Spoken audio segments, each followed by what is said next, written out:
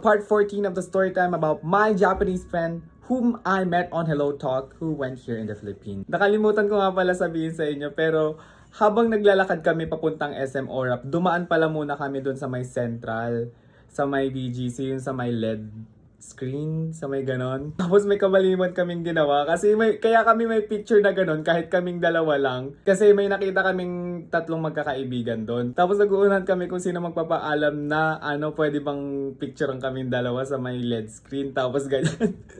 Nagtuturoan pa kami. Tapos in the end, siya yung nagsabi doon sa tatlong magkakaibigan. Tapos sabi niya after, okay lang daw sa kanya kasi hindi naman daw siya taga doon na bansa. Ako. On our way to SM Ora, naalala ko may conversation kami. Tinanong ko sa kanya kung Manila, do deshita ka? Which means, how was Manila? Tapos ang sabi niya, it's good naman daw, it's great, it's a great experience, ganito, ganyan. Dagdag niya, maganda raw. Tapos ang sinagot ko naman, I jokingly said, Manila wa kirei da. Datte, ore ga iru kara. So going back, ito na talaga yung story na kadugtong dun sa last part. Pag nag-aantay ng Grab, gumawa muna kami ng parang farewell video niya. Kasi kinabukasan, morning yung flight niya, uuwi na siya, babalik na siya ng Japan. Papakita ko na lang yung clip. Hi. Oh my god. Arigato. Our treasure. Thank you. Arigato, Satoshi. 来てくれて嬉しい。Me too.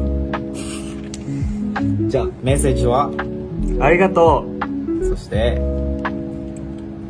また会おうね。はい。 See you next trip. そうそうそう。じゃあね。Maya-maya dumating na yung motor ko and then habang nasa LF kami, nag-video siya ganto ganyan, nagsabi siya thank you, ganto. Tapos pagkapatay niya ng camera, niyakap niya ako. Lang, soft yakap lang, ganun lang. Huwag kayong issue dyan. Naumagahan pala habang nasa airport siya, tapos ako nasa school. Nag-video call muna kami, tapos ayun, wala lang, final farewells. Tapos ayun, bumalik na siya sa Japan.